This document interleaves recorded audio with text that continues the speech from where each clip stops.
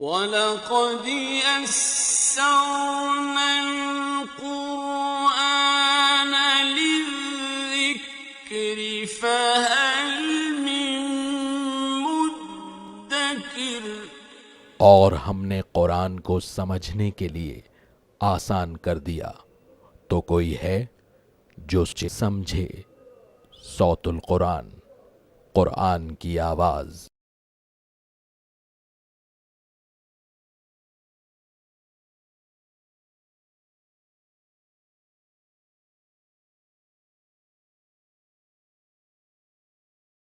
نحمده ونصلي على رسوله الكريم اما بعد فاعوذ بالله من الشيطان الرجيم بسم الله الرحمن الرحيم ان المسلمين والمسلمات والمؤمنين والمؤمنات والقانتين والقانتات والصادقين والصادقات والصابرين والصابرات والصابرين والصابرات والخاشعين والخاشعات والمتصدقين والمتصدقات والصائمين والصائمات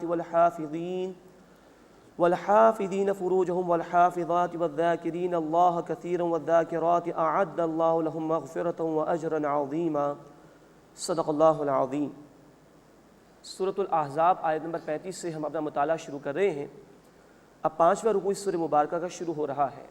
یہاں اللہ تعالیٰ نے اہل ایمان کی بڑی عمدہ صفات بیان فرمائی ہیں، اور حضرت زید رضی اللہ تعالیٰ عنہ جو نبی صلی اللہ علیہ وسلم کے منہ بولے بیٹے تھے، ان کے حوالے سے ایک معاملہ ذکر کیا گیا ہے کہ ان کی شادی ہوئی تھی حضرت زینب رضی اللہ تعالیٰ عنہا سے، جو نبی صلی اللہ علیہ وسلم کی پھوپھی تھیں۔ پھر طلاق کا معاملہ ہوا، اور پھر اللہ کے رسول صلی اللہ علیہ وسلم کا نکاح ہوا حضرت زینب رضی اللہ تعالیٰ عنہا سے۔ کیونکہ یہ منہ بولے بیٹے تھے تو منافقین کی طرف سے بھی ایک الزام تراشی کا معاملہ ہوا، اس کو اللہ تعالیٰ نے یہاں اس رکوع میں بیان فرمایا ہے۔ اب آیت نمبر 35 میں اہل ایمان کی صفات کا ذکر ہے۔ مردوں کا ذکر علیحدہ کیا گیا اور عورتوں کا ذکر علیحدہ کیا گیا۔ مسند احمد کی روایت ہے کہ حضرت ام سلمہ رضی اللہ تعالیٰ عنہا اور دیگر صحابیات بھی سوال کیا کرتی تھی رسول اکرم صلی اللہ علیہ وسلم سے کہ قرآن میں مردوں کا ذکر تو بہت آتا ہے، خواتین کا ذکر ہی نہیں آتا۔ تو اس مقام پر اللہ تعالیٰ نے کئی صفات بیان فرمائی اہل ایمان کی، اور مردوں کا ذکر علیحدہ فرمایا اور عورتوں کا تذکرہ علیحدہ فرمایا۔ ان المسلمین والمسلمات، بے شک مسلمان مرد اور مسلمان عورتیں، والمؤمنین والمؤمنات، اور مومن مرد اور مومن عورتیں، والقانتین والقانتات، اور فرما بردار مرد اور فرما بردار عورتیں، والصادقین والصادقات، اور سچے مرد اور سچی عورتیں، والصابرین والصابرات، اور صبر کرنے والے مرد اور صبر کرنے والی عورتیں، والخاشعین والخاشعات، اور عاجزی اختیار کرنے والے مرد اور عاجزی اختیار کرنے والی عورتیں، والمتصدقین والمتصدقات، اور صدقہ کرنے والے مرد اور صدقہ کرنے والی عورتیں، والصائمین والصائمات، اور روزہ رکھنے والے مرد اور روزہ رکھنے والی عورتیں، والحافظین فروجہم والحافظات، اور اپنی شرمگاہوں کی حفاظت کرنے والے مرد اور حفاظت کرنے والی عورتیں، والذاکرین اللہ کثیرا والذاکرات، اور کثرت سے اللہ کا ذکر کرنے والے مرد اور عورتیں۔ اعد اللہ لہم مغفرۃ واجرا عظیما، اللہ نے ان کے لیے بخشش اور اجر عظیم تیار کیا ہے۔ اللہ تعالی ہمیں بھی اپنے محبوب بندوں کی صفات اختیار کرنے کی توفیق عطا فرمائے۔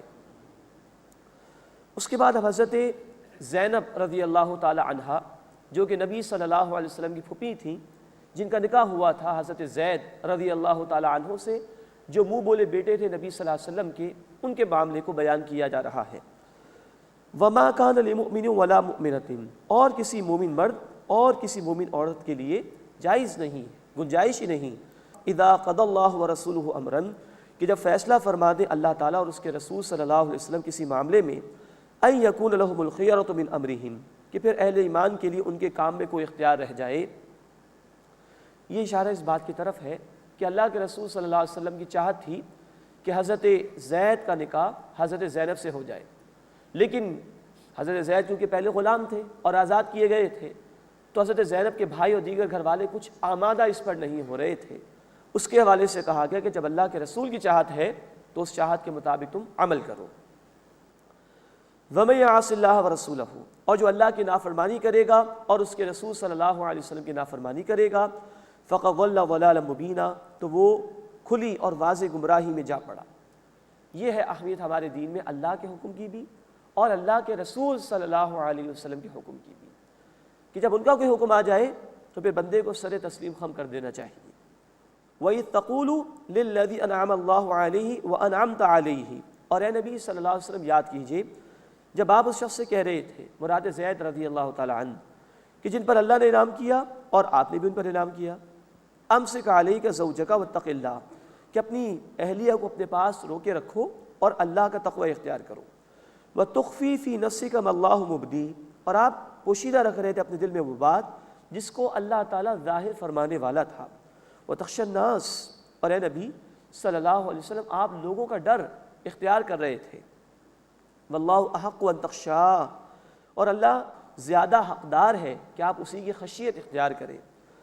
فلما قضى زید منها وطرا، پھر جب زید رضی اللہ تعالیٰ عنہ نے ان سے یعنی اپنی اہلیہ سے اپنی حاجت پوری کر لی، مراد طلاق دے ہی دی، زوجناکہا، تو ہم نے انہیں یعنی زینب رضی اللہ تعالیٰ عنہ کو آپ کے نکاح میں دے دیا، لِكَيْ لَا يَكُونَ عَلَى الْمُؤْمِنِينَ حَرَجٌ فِي أَزْوَاجِ أَدْعِيَائِهِمْ، تاکہ اہل ایمان پر کوئی تنگی نہ رہے اپنے منہ بولے بیٹوں کی بیویوں کے بارے میں کہ وہ ان سے نکاح کر لیں، اذا قضوا منہن وطرا، جبکہ وہ منہ بولے بیٹے ان بیویوں سے اپنی حاجت پوری کر لیں یعنی طلاق دے دیں، وکان امر اللہ مفعولا، اور اللہ کا فیصلہ پورا ہو کر رہنے والا تھا۔ اب یہ ہے تفصیل، اس کو قرآن نے یہاں بیان کیا۔ اللہ کے رسول صلی اللہ علیہ وسلم کی پھوپھی ذات بہن زینب رضی اللہ تعالیٰ عنہ کا نکاح ہو گیا تھا حضرت زید رضی اللہ تعالیٰ عنہ سے۔ اللہ تعالیٰ نے وحی کے ذریعے سے نبی صلی اللہ علیہ وسلم کو بتا دیا تھا کہ یہ بات بنے گی نہیں، اور اے نبی صلی اللہ علیہ وسلم آپ کو پھر حضرت زینب رضی اللہ تعالیٰ عنہ سے نکاح کرنا ہوگا۔ چنانچہ یہی ہوا، حضرت زید رضی اللہ تعالیٰ عنہ وہ آزاد کردہ غلام تھے، اور حضرت زینب رضی اللہ تعالیٰ عنہ خاندانی خاتون تھی، بات بن نہیں سکی، مزاج بن نہیں سکا، اور بالآخر معاملہ یہ ہوا کہ حضرت زید رضی اللہ تعالیٰ عنہ نے طلاق کا فیصلہ کیا۔ اللہ کے رسول صلی اللہ علیہ وسلم نے ابتداءً اس کو پسند نہیں کیا، آپ نہیں چاہتے تھے کہ ایسا ہو، لیکن بہرحال اللہ نے وحی کے ذریعے سے بتا دیا تھا کہ ایسا ہوگا، اور اللہ چاہتا ہے کہ ایسا ہو، تاکہ وہ ایک بہت بڑی بری رسم جو اس معاشرے میں جاری تھی کہ منہ بولے بیٹوں کو حقیقی بیٹا سمجھتے تھے، اور اگر منہ بولے بیٹے کی بیوی کو طلاق ہو جائے تو اس بیوی سے نکاح کرنے کو معیوب سمجھتے تھے۔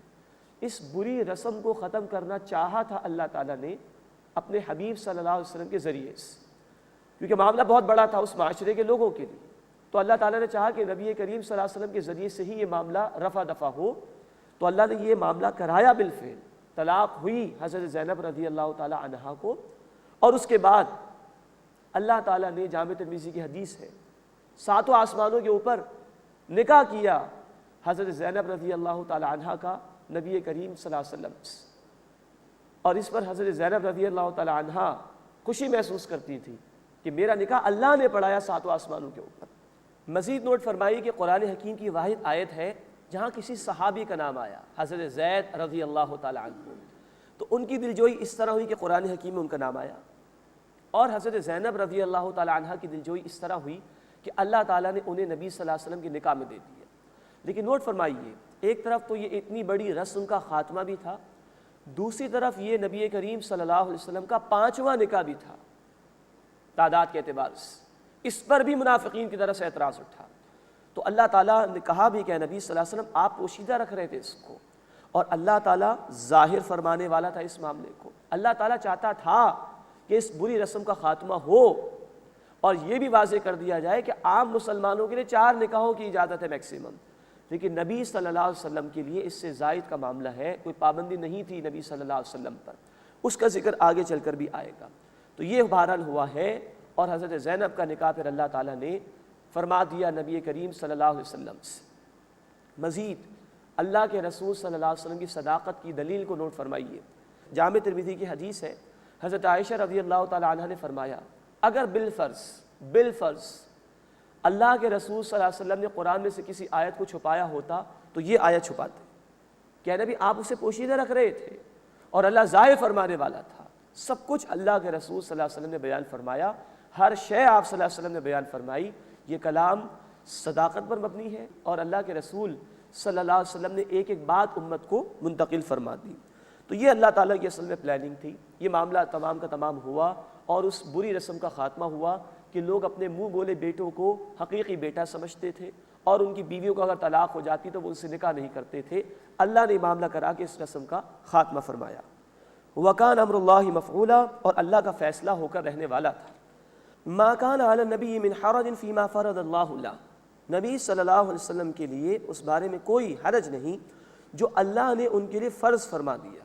وہ اللہ نے چاہا تھا کہ ایسا ہو، اللہ رب العزت نے فرض کیا ہے نبی صلی اللہ علیہ وسلم پر، اور اسی کے ذریعے سے اہل ایمان کو بھی واضح کر دیا گیا کہ اگر ان کے منہ بولے بیٹے اپنی بیویوں کو طلاق دے دیں یا منہ بولے بیٹوں کا انتقال ہو جائے اور ان کی بیویاں عدت پوری کر لیں تو ان سے نکاح کرنا جائز ہے. لیکن اللہ کے رسول صلی اللہ علیہ وسلم کے لیے فرض کیا گیا تاکہ اس رسم کا خاتمہ ہو اور لوگوں کی اس غلط فہمی کو دور کر دیا جائے. سنت اللہ فی الذین خلو من قبل، اللہ کی یہی سنت رہی ہے ان کے بارے میں جو پہلے گزرے ہیں. وکان امر اللہ قدرا مقدورا، اور اللہ کا حکم صحیح اندازے کے ساتھ مقرر کیا گیا ہے. جو فیصلہ بھی اللہ تعالیٰ نے فرمایا بہت عمدہ فرمایا. الذین یبلغون رسالات اللہ ویخشونہ، وہ کہ جو اللہ کا پیغام پہنچاتے ہیں اور اسی اللہ سے ڈرتے ہیں. ولا یخشون احدا الا اللہ، اور اللہ کے سوا کسی ایک سے بھی نہیں ڈرتے. وکفی باللہ حسیبا، اور اللہ کافی ہے حساب لینے کے اعتبار سے.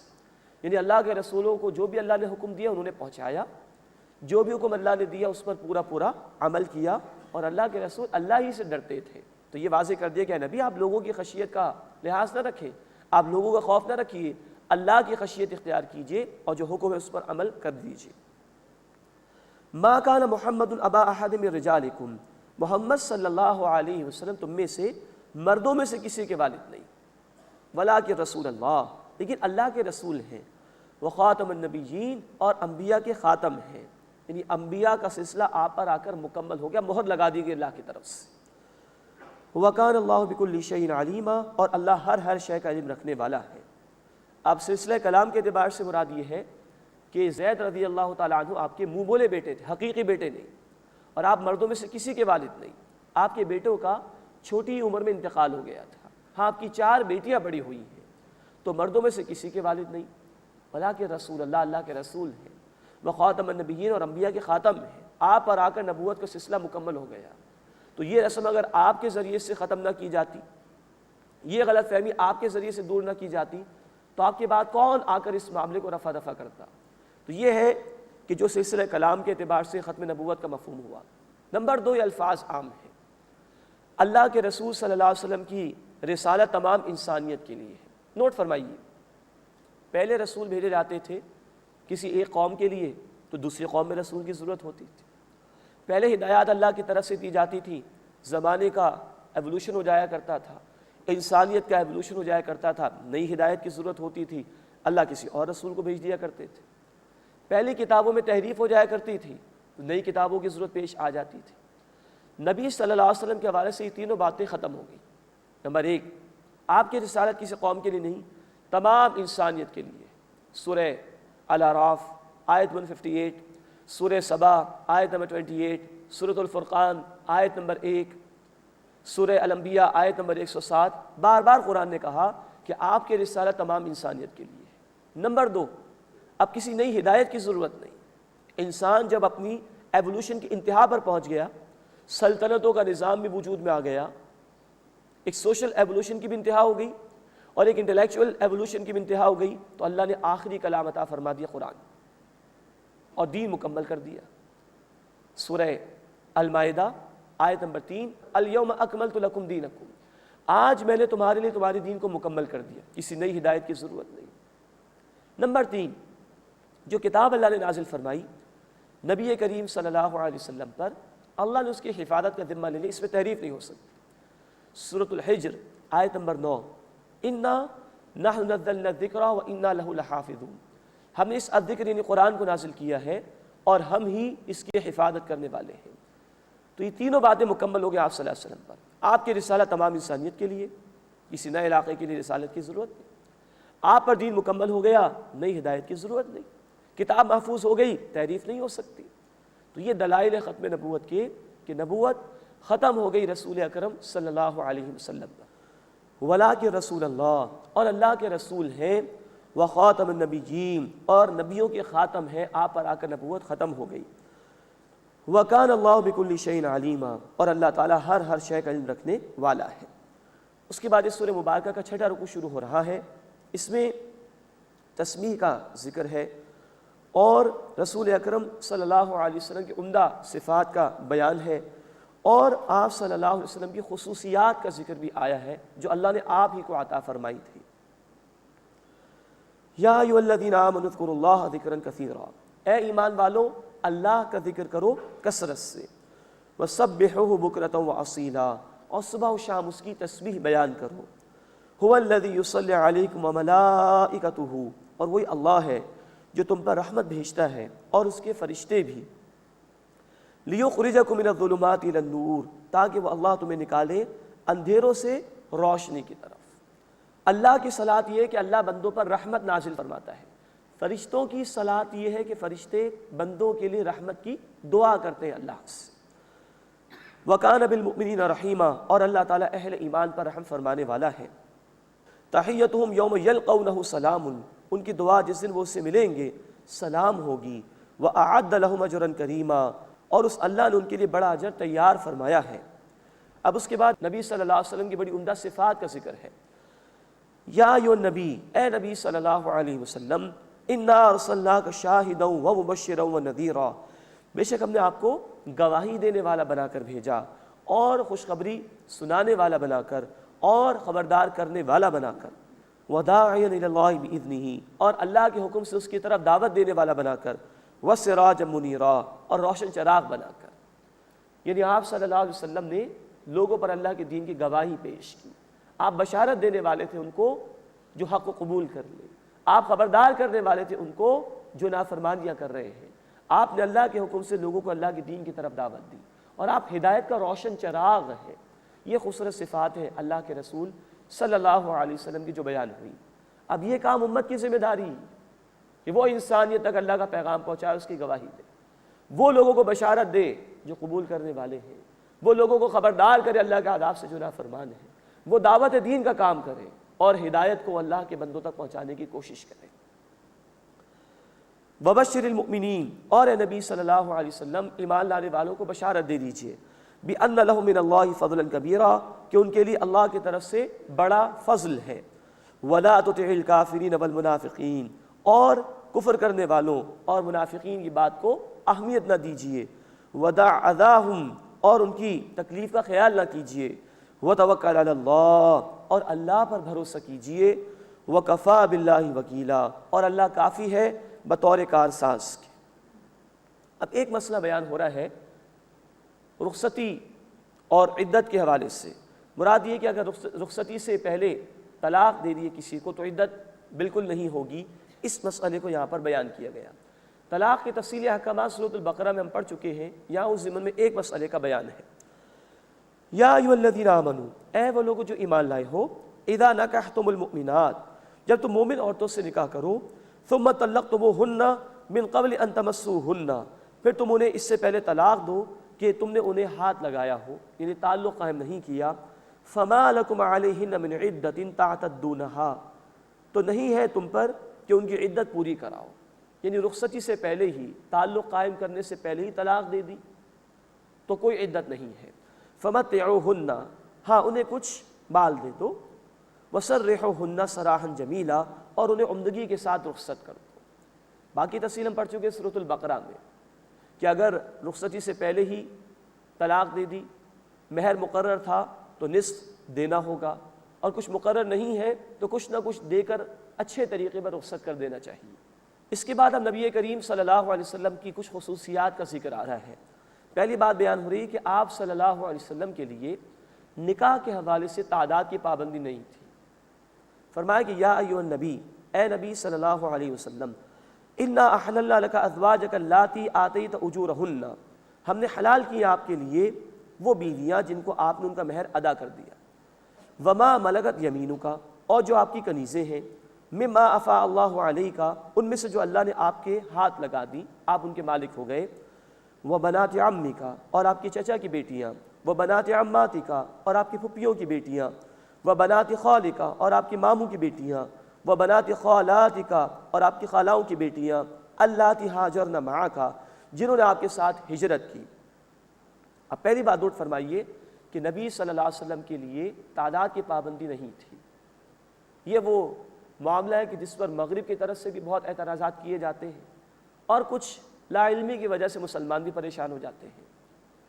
نوٹ فرمائیے، اللہ کے رسول صلی اللہ علیہ وسلم کا سب سے پہلا نکاح 25 برس کی عمر میں ہوا، جبکہ ایک انسان کی جو بھی جنسی خواہش ہے وہ اپنی انتہا پر ہوتی ہے۔ اس وقت آپ کا نکاح ہوا حضرت خدیجہ الکبریٰ رضی اللہ تعالی عنہا سے، جو تقریباً 40 برس کی تھی، اور ان کے انتقال تک آپ صلی اللہ علیہ وسلم نے کوئی نکاح نہیں کی۔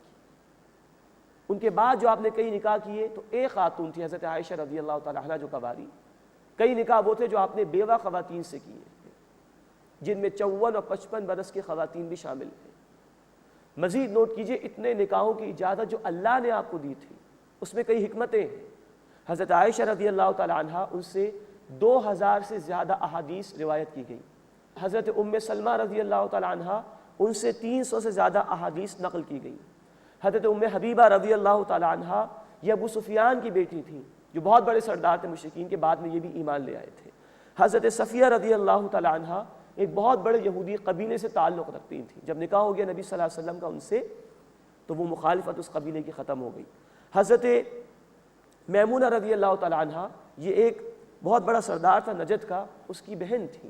اسی طرح حضرت عائشہ رضی اللہ تعالی عنہا حضرت ابوبکر صدیق رضی اللہ تعالی عنہ کی بیٹی ہیں، تو اور حمایت ابوبکر صدیق کی آپ کو مل گئی، گویا کہ حضرت حفصہ رضی اللہ تعالی عنہا حضرت عمر فاروق رضی اللہ تعالی عنہ کی بیٹی ہیں، اور گویا ان کی حمایت نبی صلی اللہ علیہ وسلم کو مل گئی۔ یہ مقاصد کے تحت اللہ تعالیٰ نے ان نکاحوں کی اجازت دی۔ پھر ایک نکاح جو حضرت زینب سے ہوا رضی اللہ تعالی عنہ، اس کے ذریعے سے جو بہت بڑی ایک رسم تھی، جو بہت بڑی غلط فہمی تھی اس معاشرے کی، اس کو اللہ تعالیٰ نے دور فرمایا۔ ان مقاصد کے ساتھ اللہ کے رسول صلی اللہ علیہ وسلم کو نکاحوں کی اجازت دی گئی 4 سے زائد کی۔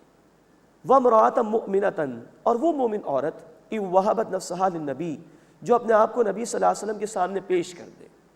ان اراد النبی ان یستنکحها، اگر نبی صلی اللہ علیہ وسلم چاہیں کہ انہیں اپنے نکاح میں لے لیں۔ مراد یہ ہے کہ مہر کی پابندی نہیں تھی نبی صلی اللہ علیہ وسلم کے لیے، بقیہ مسلمانوں کے لیے پابندی ہے، لیکن کوئی خاتون از خود اپنے آپ کو نبی صلی اللہ علیہ وسلم کے حوالے کر دے تو مہر کی پابندی نہیں تھی۔ یہ دوسری خصوصیت ہے جو اس مقام پر نبی صلی اللہ علیہ وسلم کے حوالے سے بیان کی گئی۔ وَامْرَأَةً مُؤْمِنَةً إِن وَهَبَتْ نَفْسَهَا لِلنَّبِيِّ، اور وہ مومن عورت جو اپنے آپ کو نبی صلی اللہ علیہ وسلم کے سامنے پیش کر دے۔ ان اراد النبی ان یستنکحها، اگر نبی صلی اللہ علیہ وسلم ان خاتون کو اپنے نکاح میں لینا چاہیں، خالصۃ لک من دون المؤمنین، اے نبی صلی اللہ علیہ وسلم یہ خاص آپ کے لیے ہے اہل ایمان کے علاوہ۔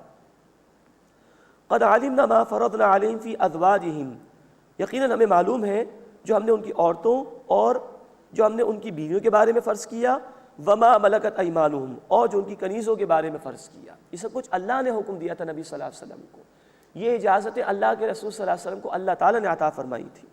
لکی لا یکون علیک حرج، تاکہ آپ صلی اللہ علیہ وسلم پر کوئی تنگی نہ رہے۔ وکان اللہ غفورا رحیما، اور اللہ تعالیٰ بہت بخشنے والا، مسلسل رحم فرمانے والا ہے۔ ترجی من تشاء منہن وتؤوی الیک من تشاء، اے نبی صلی اللہ علیہ وسلم آپ جس کو چاہیں ان میں سے دور رکھیں اور جسے چاہیں اپنے پاس رکھیں۔ اب یہ تیسری خصوصیت بیان ہو رہی ہے نبی صلی اللہ علیہ وسلم کی، کہ بیویوں کے درمیان مساوات قائم رکھنا آپ صلی اللہ علیہ وسلم کے لیے ضروری نہیں تھا، فرض نہیں تھا۔ عام اہل ایمان کو اس شرط پر 1 سے زائد نکاح کی اجازت دی گئی ہے کہ وہ عدل کی شرط کو پورا کریں گے، لیکن نبی صلی اللہ علیہ وسلم کے لیے اس کی پابندی نہیں تھی۔ لیکن نوٹ فرمائیے، آپ صلی اللہ علیہ وسلم نے اس کی پابندی کی اور مساوات کی، ممکنہ حد تک کوشش کی ازواج مطہرات کے درمیان۔ ہاں یہ ضرور کہا حضرت عائشہ رضی اللہ تعالی عنہا کے ضمن میں خاص طور پر کہ اللہ جو دل کا معاملہ اس پر مجھے اختیار نہیں، تو غیر اختیاری چیز پر اللہ میری پکڑ نہ کیجیے، ورنہ آپ صلی اللہ علیہ وسلم نے ازواج مطہرات کے درمیان بالکل برابری کا معاملہ فرمایا ہے۔ وَمَنِ ابْتَغَيْتَ مِمَّنْ عَزَلْتَ فَلَا جُنَاحَ عَلَيْكَ، اور ان میں سے جس کو آپ صلی اللہ علیہ وسلم نے اپنے پاس سے دور کر دیا تو آپ پر کوئی حرج نہیں کہ آپ دوبارہ انہیں طلب کر لیں۔ یہ اشارہ اس بات کی طرف ہے کہ حضرت سودا رضی اللہ تعالی عنہا کا بیان احادیث میں آیا ہے کہ جب وہ بوڑھی ہو گئی تھیں تو انہوں نے اپنے حصے کی باری بھی حضرت عائشہ رضی اللہ تعالیٰ عنہ کے حوالے کر دی تھی۔ تو اللہ کے رسول صلی اللہ علیہ وسلم نے کچھ زیادہ وقت لگایا حضرت عائشہ رضی اللہ تعالیٰ عنہ کے پاس، خاص طور پر بیماری کے دور میں بھی۔ اس کے متعلق اللہ تعالیٰ فرما رہے کہ اگر آپ کبھی کسی کو علیحدہ بھی کر دیں آپ واپس ان کو لے سکتے ہیں۔ ذَلِكَ أَدْنَىٰ أَن تَقَرَّ أَعْيُنُهُنَّ وَلَا يَحْزَنَّ، یہ زیادہ قریب ہے کہ اس سے ان کی آنکھیں ٹھنڈی رہیں اور وہ غم زدہ نہ ہوں۔ وَيَرْضَيْنَ بِمَا آتَيْتَهُنَّ كُلُّهُنَّ، اور وہ سب اس پر راضی رہیں جو آپ نے ان سب کو عطا کیا۔ یعنی کہ یہ کہ جو ہم پڑھ چکے ہیں اس سے قبل کہ جب وہ آیت تخیر کا معاملہ آیا تھا تو اللہ کے رسول صلی اللہ علیہ وسلم نے کہہ دیا کہ دنیا چاہیے تو مجھ سے لے کر فارغ کر دوں، میں تمہیں مجھ سے لے لو، میں تمہیں فارغ کر دوں۔ ان سب نے کہا کہ ہمیں اللہ اور اس کا رسول پسند ہے۔ تو اللہ تعالیٰ نے بھی ازواج مطہرات کو ان باتوں پر راضی کر دیا تھا کہ وہ نبی صلی اللہ علیہ وسلم کے ساتھ خوش رہیں، اس کی طرف اس مقام پر اشارہ کیا گیا۔ واللہ یعلم ما فی قلوبکم، اور اللہ جانتا ہے جو کچھ تمہارے دلوں میں ہے۔ وکان اللہ علیما حلیما، اور اللہ خوب جاننے والا، حلم والا ہے، تحمل والا ہے۔ لا یحل لک النساء من بعد، حلال نہیں اے نبی صلی اللہ علیہ وسلم آپ کے لیے اس کے بعد عورتیں۔ اب یہ ایک وقت آیا کہ پھر اللہ کے رسول صلی اللہ علیہ وسلم کے لیے بھی پابندی لگا دی گئی کہ اب آپ مزید نکاح نہیں کر سکتے، اور یہ گویا کہ ازواج مطہرات کی دلجوئی بھی تھی کہ انہی ازواج مطہرات سے اللہ بھی راضی ہے، اور اب نبی صلی اللہ علیہ وسلم کے لیے مزید نکاح کرنے کی پابندی لگا دی گئی۔ تو آپ کے نکاح میں پھر 9 بیویاں رہی ہیں اور 2 کنیزوں کا معاملہ تھا جو آپ صلی اللہ علیہ وسلم نے اختیار کیا، پھر آپ پر پابندی لگا دی گئی۔ لا یحل لک النساء من بعد، حلال نہیں آپ کے لیے اس کے بعد اور مزید عورتیں۔ ولا ان تبدل بہن من ازواج، اور نہ یہ کہ آپ ان سے اور عورتیں بدل لیں، انہی میں اکتفا کیجئے، یہ دلجوئی ازواج مطہرات کے لیے۔ ولو اعجبک حسنہن، اگرچہ ان کے علاوہ اور خواتین کا حسن آپ کو عمدہ لگے۔ الا ما ملکت یمینک، سوائے آپ کی کنیزوں کے۔ وکان اللہ علی کل شیء رقیبا، اور اللہ تعالیٰ ہر شے پر نگہبان ہے۔ حضرت ماریہ اور حضرت ریحانہ یہ 2 کنیزیں تھیں جو آپ کے حرم میں رہیں، اور بقیہ 9 ازواج مطہرات جن سے آپ صلی اللہ علیہ وسلم کا نکاح ہوا تھا۔ اس کے بعد 7واں رکوع اس سورہ مبارکہ کا آ رہا ہے، اس میں کچھ احکامات عطا کیے گئے ہیں گھروں میں داخلے کے حوالے سے اور اجازت طلب کرنے کے اعتبار سے، اور حجاب کا ذکر ہے جو اس رکوع میں آیا ہے جس کا حکم دیا گیا، اور نبی صلی اللہ علیہ وسلم پر درود کا اہتمام کرنے کی تلقین کی گئی ہے۔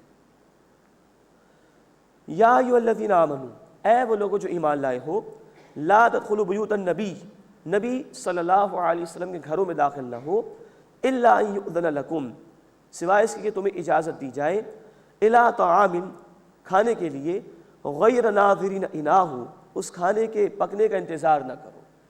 یہ پہلا حکم نبی صلی اللہ علیہ وسلم کے ذریعے سے دیا گیا کہ جب ان کے گھر میں داخل ہو تو اجازت طلب کرو۔ اور مزید نوٹ فرمائیے، ہم پڑھ چکے سورۃ النور آیت نمبر 27 میں اہل ایمان کو حکم ہے کہ دوسروں میں گھروں کے داخل ہونے سے پہلے اجازت طلب کریں۔ سورہ احزاب سن 5 ہجری میں آئی تو اس حکم کا آغاز نبی صلی اللہ علیہ وسلم کے گھر سے ہوا۔ سورہ النور سن 6 ہجری میں آئی، اہل ایمان کو بھی حکم دیا گیا کہ دوسروں کے گھروں میں داخل ہونے سے پہلے اجازت طلب کرو۔ غیر ناظرین اناہ، اس کھانے کے پکنے کا انتظار نہ کرو، مراد ہے کہ نبی صلی اللہ علیہ وسلم کے وقت کا لحاظ رکھو، اور اسی کے ذریعے سے ہمیں عام طور پر یہ حکم دیا گیا کہ دوسروں کے اوقات میں ہم ڈسٹربنس پیدا نہ کریں، خلل پیدا نہ کریں، جو بھی متعین وقت اس موقع پر آ جانا چاہیے اور کھا پی کر انسان کو چلے جانا چاہیے۔ غیر ناظرین اناہ، اس کے یعنی کھانے کے پکنے کا انتظار نہ کرو۔ ولیکن اذا دعیتم فادخلوا، بلکہ جب تمہیں بلایا جائے تو تم داخل ہو جاؤ۔ فاذا طعمتم فانتشروا، جب تم کھانا کھا لو تو چلے جایا کرو۔ ولا مستأنسین لحدیث، اور باتوں میں مشغول مت رہو۔ ان ذالکم کان یؤذی النبی، بے شک یہ بات نبی صلی اللہ علیہ وسلم کو تکلیف پہنچاتی ہے۔ فیستحیی منکم، بس وہ تم سے شرماتے ہیں، ان کی تربیت میں شفقت ہے، نرمی ہے، وہ تمہیں منع نہیں کرتے۔ واللہ لا یستحیی من الحق، اور اللہ تعالیٰ حق بیان فرمانے سے جھجک محسوس نہیں کرتا۔ بخاری شریف کی حدیث ہے، جب حضرت زینب رضی اللہ تعالیٰ عنہا سے نکاح ہو گیا نبی صلی اللہ علیہ وسلم کا، اس کے بعد ولیمے کا اہتمام ہوا تو لوگ بیٹھے رہے، اٹھ کے نہیں جا رہے تھے، تو نبی صلی اللہ علیہ وسلم کا وقت بڑا قیمتی تھا، اس کے اندر خلل پیدا ہو رہا تھا، تو کہہ دیا گیا کہ واللہ لا یستحیی من الحق، اور اللہ تعالیٰ حق بات کے بیان سے شرماتا نہیں ہے۔ وَإِذَا سَأَلْتُمُوهُنَّ مَتَاعًا، اور جب تمہیں ان یعنی ازواج مطہرات سے کوئی شے مانگنی ہو، فَاسْأَلُوهُنَّ، تو ان سے مانگو من وراء حجاب، حجاب کے پیچھے سے، یہ قرآن حکیم میں خود حجاب کا لفظ اللہ تعالیٰ نے استعمال فرمایا۔ اول خطاب ہے صحابہ کرام رضی اللہ تعالیٰ عنہم اجمعین، تم مانگو ان ازواج مطہرات سے پردے کے پیچھے سے۔ انبیاء کے بعد اہم ترین ہستیاں صحابہ کرام رضی اللہ تعالیٰ عنہم اجمعین، اور دنیا کی خواتین میں پاکیزہ ترین خواتین ازواج مطہرات، ان لوگوں سے پاکیزہ اور کون ہو سکتا ہے؟ لیکن کہا جا رہا ہے کہ اے نبی کے صحابہ، نبی کے ازواج مطہرات سے کچھ مانگنا ہے تو پردے کے پیچھے سے مانگو۔ اندازہ کیجئے اس حکم کا۔ فرمایا ذالکم اطہر لقلوبکم وقلوبہن، یہ بات تمہارے اور ان کے دلوں کے لیے زیادہ پاکیزہ تر ہے۔ اندازہ کیجئے کتنے پاک لوگ تھے وہ، جن کی تربیت محمد رسول اللہ صلی اللہ علیہ وسلم نے کی تھی۔ قرآن ان کے لیے کہہ رہا ہے کہ حجاب کا خیال رکھو، پردے کے پیچھے سے مانگو، یہ زیادہ پاکیزہ تر ہے۔ آج لوگ کہتے ہیں کہ ہمیں اپنی بیٹیوں اور بہنوں پر اعتماد ہے، پردے کی ضرورت نہیں۔ معاذ اللہ، کیا اللہ تعالیٰ کو صحابہ کرام پر اعتماد نہیں تھا؟ اللہ تعالیٰ کو نبی صلی اللہ علیہ وسلم کے ازواج مطہرات پر اعتماد نہیں تھا؟ غور کرنا چاہیے۔ کوئی ہر دھرمی پر آ جائے تو بات الگ ہے، ورنہ قرآن کی آیت بالکل صاف، حجاب کے پیچھے سے۔ آگے چل کر ہم پڑھیں گے انشاءاللہ تعالیٰ اسی سورہ مبارکہ میں آیت نمبر 59 میں کہ چہرے کو ڈھانکنے کا بھی حکم قرآن حکیم نے دیا ہے۔ یہ ہے حجاب کے احکامات جو اس سورہ مبارکہ میں آئے ہیں۔ اس آیت کے نزول کے بعد ازواج مطہرات فرماتی کہ ہم نے اپنے گھروں پر پردے لٹکا لیے تھے، اور کوئی بھی غیر محرم کوئی سوال کرتا تو پردے کے پیچھے سے وہ سوال ہم سے کیا کرتا تھا۔ مسند احمد کی حدیث ہے، اللہ کے رسول صلی اللہ علیہ وسلم نے فرمایا کوئی بھی مرد کسی غیر محرم عورت کے ساتھ یا کوئی عورت کسی نامحرم مرد کے ساتھ تنہائی میں نہ رہے، جب یہ دو ہوتے ہیں تو تیسرا ان کے ساتھ شیطان ہوتا ہے۔ اتنا خیال ہے اللہ کو ہمارے دلوں کی پاکیزگی کا، اس لیے اللہ تعالیٰ نے یہ احکامات بالکل واضح طور پر ہمیں عطا فرمائے۔ اللہ ہمیں ان احکامات کا یقین عطا فرمائے اور ان پر عمل کرنے کی توفیق عطا فرمائے۔ وما کان لکم ان تؤذوا رسول اللہ، اور تمہارے لیے جائز نہیں کہ تم اللہ کے رسول کو ایذا پہنچاؤ۔ یہ منافقین کی طرف اشارہ ہے، وہ لعن طعن کیا کرتے تھے، اعتراضات کیا کرتے تھے، پریشان کیا کرتے تھے۔ ولا ان تنکحوا ازواجہ من بعدہ ابدا، اور نہ یہ جائز ہے کہ نبی صلی اللہ علیہ وسلم کے بعد ان کی ازواج مطہرات سے نکاح کرو، حرام۔ ان ذالکم کان عند اللہ عظیما، بے شک یہ بات اللہ کے نزدیک بہت بڑی ہے۔ ان تبدوا شیئا، اگر تم کوئی بات ظاہر کرو، او تخفوہ، یا اسے چھپاؤ، فإن اللہ کان بکل شیء علیما، تو بے شک اللہ ہر شے کا علم رکھنے والا ہے۔ اب پردے کے حوالے سے کچھ ذکر آ رہا ہے کہ کن مردوں کے سامنے پردے کا وہ حکم نہیں ہے ایک عورت کے لیے کہ جو محرم مرد ہیں، یعنی کہ جن سے کبھی بھی نکاح نہیں ہو سکتا۔ ایک محرم مرد کے سامنے عورت اپنی زینت کا اظہار کر سکتی ہے، ان محرم مردوں کا یہاں پر ذکر ہو رہا ہے۔ نوٹ فرمائیے، یہ تفصیل پہلے بھی آ چکی ہے، سورۃ النور آیت نمبر 31 میں، وہاں تفصیل بیان ہوئی تھی کہ عورت محرم مردوں کے سامنے اپنی زینت کا اظہار کر سکتی ہے، ان کے سامنے وہ کھلے چہرے کے ساتھ بھی آ سکتی ہے۔ لا جناح علیہن، ان عورتوں پر کوئی گناہ نہیں ہے، فی آبائہن، اپنے والدوں کے بارے میں، ولا ابنائہن، اور نہ اپنے بیٹوں کے بارے میں، ولا اخوانہن، اور نہ اپنے بھائیوں کے بارے میں، ولا ابناء اخوانہن، اور نہ اپنے بھتیجوں کے بارے میں، ولا ابناء اخواتہن، اور نہ اپنے بھانجوں کے بارے میں، ولا نسائہن، اور نہ اپنی عورتوں کے بارے میں، یعنی کہ غیر مسلم عورتیں اس میں شامل نہیں، اور مسلمانوں میں سے بھی وہ عورتیں جو صاحب کردار نہ ہو وہ بھی اس میں شامل نہیں۔ اپنی عورتیں جن کا کردار عمدہ ہو، جانی پہچانی ہو، ان کے سامنے بھی زینت کا اظہار ایک عورت کر سکتی ہے۔ ولا ما ملکت ایمانہن، اور نہ ان کے اپنی کنیزوں کے بارے میں، ان کے سامنے زینت کا اظہار جائز ہے، چہرہ کھلا ہو سکتا ہے۔ واتقین اللہ، اور اللہ کا تقوی اختیار کرو، ان اللہ کان علی کل شیء شہیدا، بے شک اللہ تعالیٰ ہر شے پر قدرت رکھنے والا ہے۔ اس کے بعد درود کا اہتمام کرنے کا حکم آ رہا ہے۔ ان اللہ وملائکتہ یصلون علی النبی، بے شک اللہ تعالیٰ اور اس کے فرشتے نبی صلی اللہ علیہ وسلم پر رحمت بھیجتے ہیں۔ اللہ کی رحمت یہ، اللہ کی صلاۃ یہ کہ اللہ تعالیٰ رحمت نازل فرمائے اپنے حبیب صلی اللہ علیہ وسلم پر، یہ صلاۃ کے معنی اللہ کے اعتبار سے۔ فرشتوں کی صلاۃ یہ کہ وہ رحمت کی دعائیں کریں نبی صلی اللہ علیہ وسلم کے لیے۔ ان اللہ و ملائکتہ یصلون علی النبی، بے شک اللہ تعالیٰ اور اس کے فرشتے نبی صلی اللہ علیہ وسلم پر رحمت بھیجتے ہیں، جس کو عام اصطلاح میں ہم درود کہتے ہیں۔ یا ایھا الذین آمنوا، اے وہ لوگوں جو ایمان لائے ہو، صلوا علیہ، تم بھی ان پر درود بھیجو، مراد ان کے لیے رحمت کی دعا کرو، وسلموا تسلیما، اور خوب سلام بھیجو۔ یہ آیت نازل ہوئی تو صحابہ کرام رضی اللہ تعالیٰ عنہ اجمعین نے سوال کیا اللہ کے رسول صلی اللہ علیہ وسلم سے کہ اللہ کے رسول سلام کرنا تو ہمیں آتا ہے، ہم درود کیسے پڑھیں، رحمت کی دعا کیسے کریں؟ تو بخاری شریف میں تفصیل ہے، آپ صلی اللہ علیہ وسلم نے درود ابراہیمی سکھایا جو ہم نمازوں میں پڑھتے ہیں۔ اللہم صلی علی محمد وعلی آل محمد کما صلیت علی ابراہیم وعلی آل ابراہیم انک حمید مجید، اللہم بارک علی محمد وعلی آل محمد کما بارکت علی ابراہیم وعلی آل ابراہیم انک حمید مجید۔ مزید نوٹ کیجئے، کہا جا رہا ہے ایمان والوں تم اپنے رسول صلی اللہ علیہ وسلم پر درود بھیجو اور سلام بھیجو۔ جتنا ایمان ہوگا اتنا انسان درود کا اہتمام کرے گا، سلام کا اہتمام کرے گا۔ اللہ کے رسول صلی اللہ علیہ وسلم نے بد دعا دی، یہ جامع ترمذی کی حدیث ہے کہ تباہ و برباد ہو جائے وہ شخص کہ جس کے سامنے میرا نام آئے اور وہ مجھ پر درود نہ پڑھے صلی اللہ علیہ وسلم۔ کہیں آپ نے حدیث سے فرمایا وہ آدمی بڑا بخیل اور کنجوس ہے جو مجھ پر درود نہیں بھیجتا۔ آپ نے جمعے کے دن ہمیں درود کے کثرت کی تلقین فرمائی ہے کہ خاص طور پر جمعے کی شب میں اور جمعے کے دن درود کا اہتمام کرنا چاہیے۔ کہیں فرمایا ایک حدیث مبارکہ میں آپ نے کہ جو مجھ پر ایک مرتبہ درود بھیجتا ہے اللہ تعالیٰ 10 مرتبہ اس پر رحمت نازل فرماتے ہیں۔ اندازہ کیجیے، اللہ ہمیں اپنے حبیب صلی اللہ علیہ وسلم درود بھیجنے اور سلام بھیجنے کا اہتمام کرنے کی توفیق عطا فرمائے۔